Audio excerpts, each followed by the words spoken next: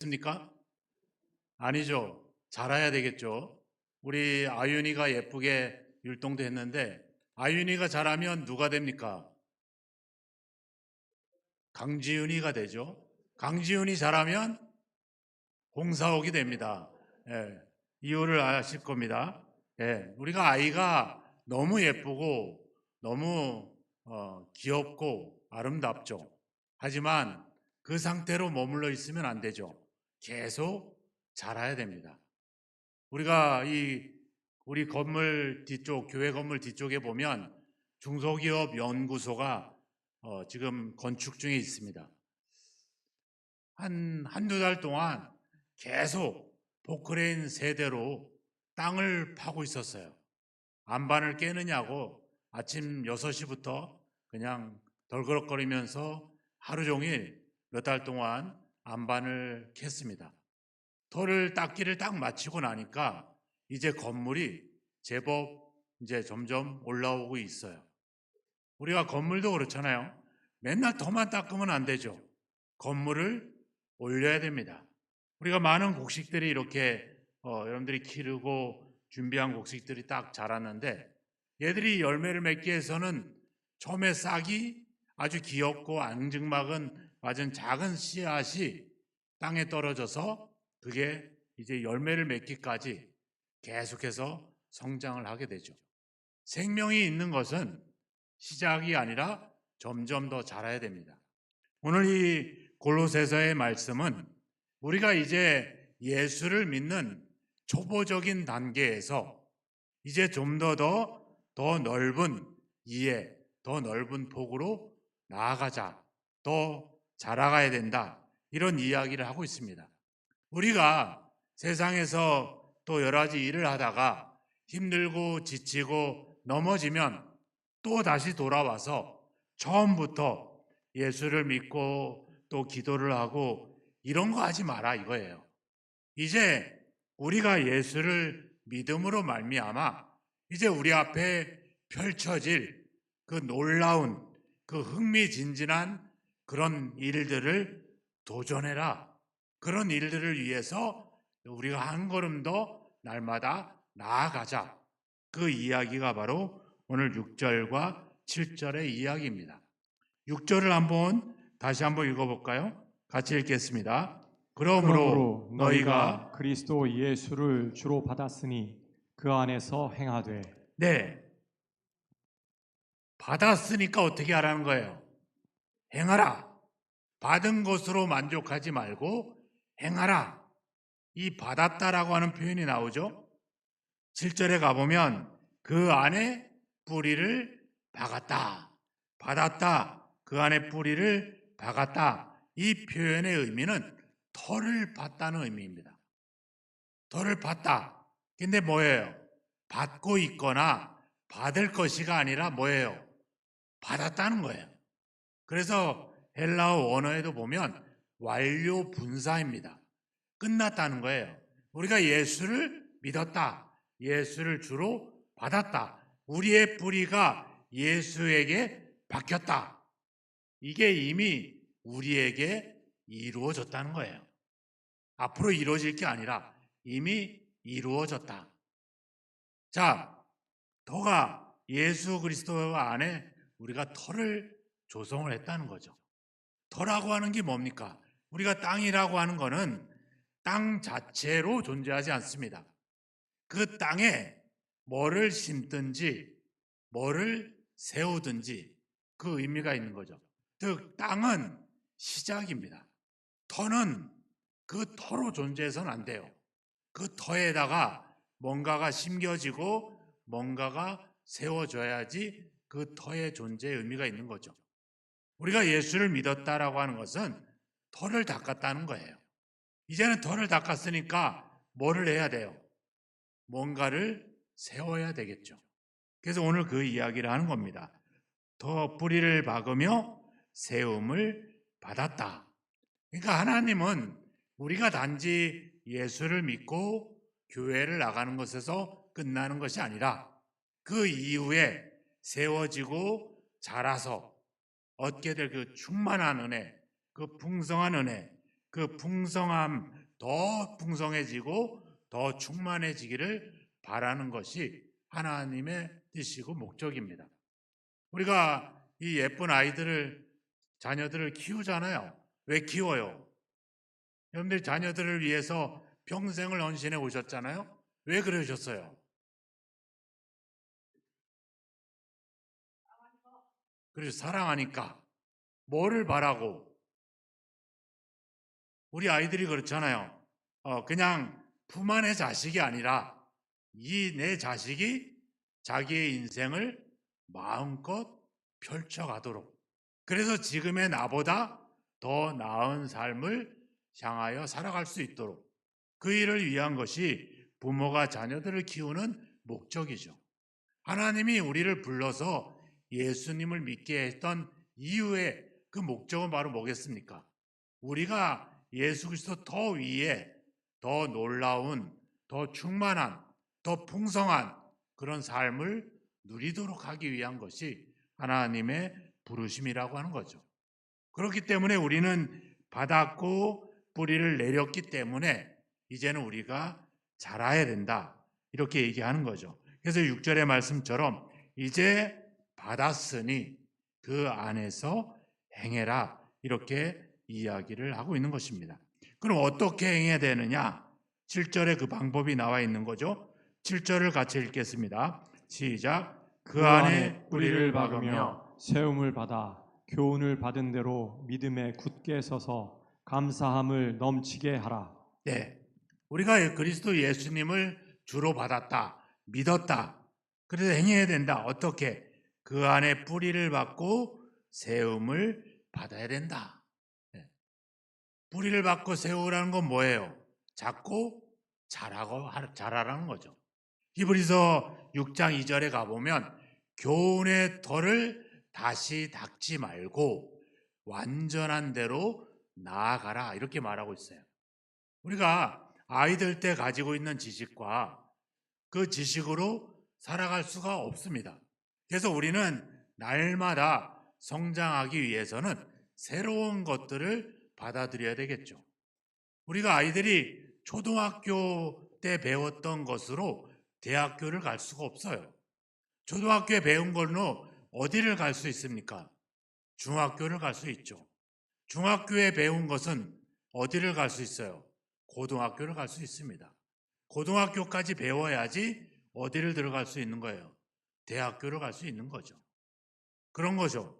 우리가 그냥 다시 처음에 기초를 닦아서는 안 되죠. 점점 더 완전한 대로 나아가야 된다는 거예요. 우리가 예수를 믿고 교회를 다니는 것에 만족하는 것이 아니라 더 나아가고 더 자라가고 더 세워가야 된다, 이렇게 이야기를 하고 있는 것입니다. 그래서 우리가 세워가고 자라가고 우리가 점점 해야 될 그 결론이 뭐라는 거예요? 오늘 7절 끝에 나와 있죠. 믿음에 굳게 서서 감사함을 넘치게 하라. 엔 유카리스티아, 감사함으로. 감사가 뭐라는 거예요? 수단이라는 거예요. 우리의 믿음을 굳게 세우기 위한 수단이 뭐라는 거예요? 감사라는 거죠. 그럼 감사할수록 어때요? 우리의 믿음은 더 굳건하게 세워진다는 거죠. 이게 사도 바울이 이야기하는 겁니다. 그래서 이 골로새서에 보면 사도 바울이 처음에 내가 여러분 때문에 감사합니다. 그리고 나서 내가 여러분들이 하나님께 감사하게 되기를 기도하고 있습니다. 그리고 2장 7절에서는 여러분들이 감사함으로 삶을 넘쳤으면 좋겠습니다. 또 3장 15절에 가보면 여러분들이 또한 감사하는 자가 되기를 바랍니다. 또 3장 17절로 가보면 예수 그리스도를 힘입어 하나님께 감사해야 됩니다. 그리고 4장 2절에 가보면 감사함으로 깨어 있으십시오. 지금 사도 바울이 골로새서 편지를 쓰고 있는 현장이 어디일까요? 바로 감옥입니다. 감옥에서 자기는 이제 며칠 안에 죽을 줄 모르는 그런 운명에 있는 이 사도 바울이 우리에게 하는 것 뭡니까? 감사하십시오. 여러분들이 감사하게 되기를 내가 기도하겠습니다. 여러분들이 감사함으로 깨어 있었으면 좋겠습니다. 여러분들의 삶이 감사로 넘쳤으면 좋겠습니다.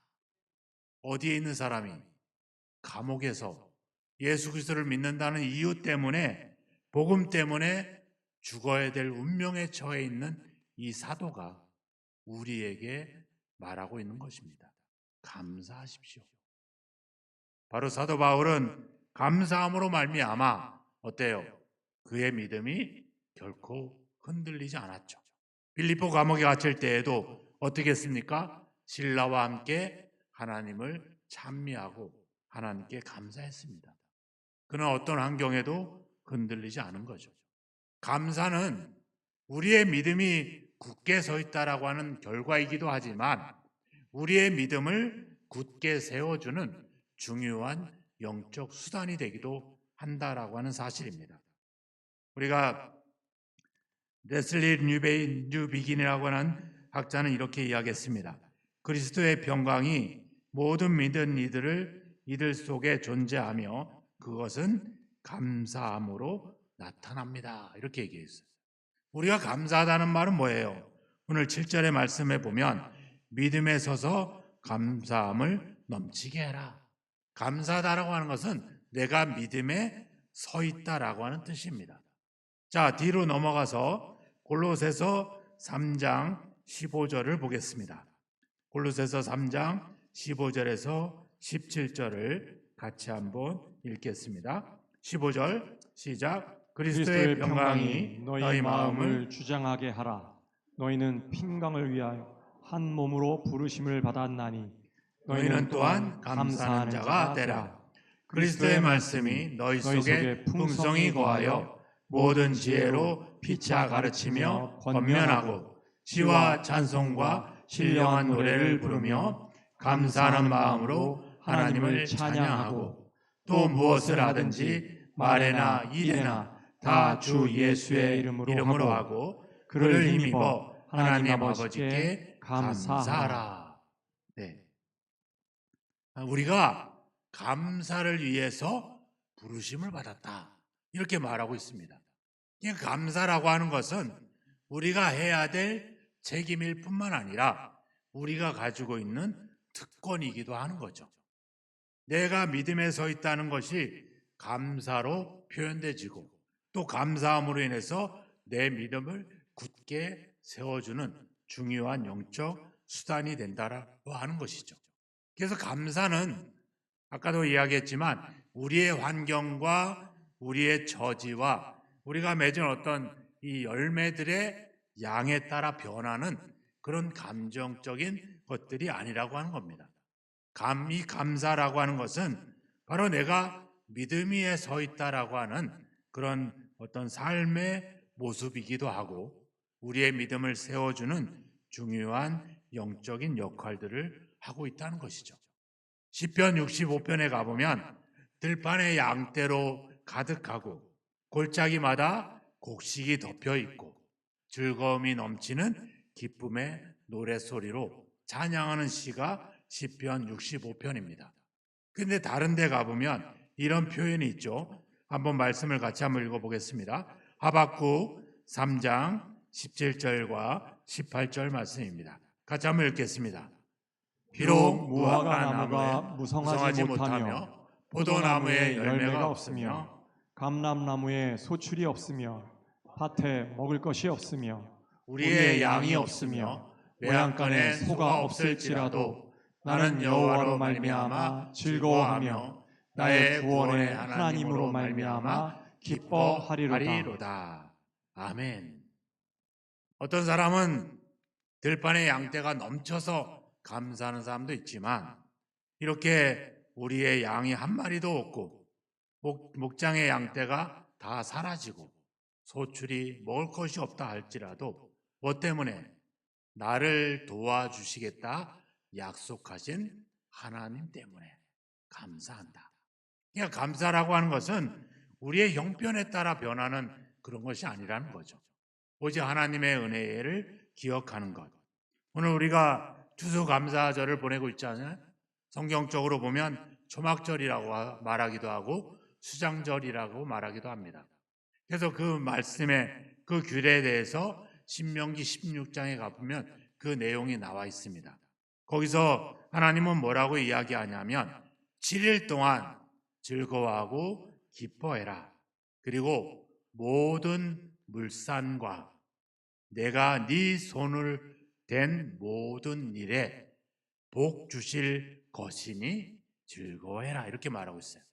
그러니까 이미 얻어진 결과뿐만 아니라 앞으로 내가 해야 될 모든 일에 하나님이 복 주실 것을 기억하고 그 약속을 믿고 감사하라 이렇게 말하고 있는 거죠. 감사는 지나온 것이 아니라 앞으로의 것에 대해서도 기대와 소망으로 할 수 있는 것이 바로 감사라고 하는 거죠.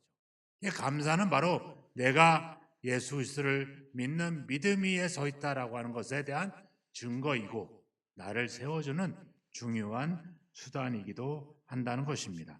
아까도 이야기했지만 감사라고 하는 엔카리티라고 하는 헬라어 말은 은혜 안에 은혜로 말미암아 뜻을 가지고 있어요. 내가 하나님께 결과에 대해서 환경 때문에 드리는 단순한 감정이 아니라 바로 하나님의 은혜에 대한 우리의 응답, 우리의 반응이 바로 감사라고 하는 것이죠. 그래서 여러분들이 이제 하나님께 감사하시길 축원합니다. 여러분들의 삶을 감사함으로 넘치기를 바랍니다.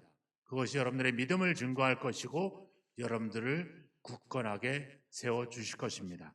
하나님은 이 감사 속에 하나님이 받아야 될 영광뿐만 아니라 우리에게 주실 놀라운 은혜도 숨겨놓았습니다.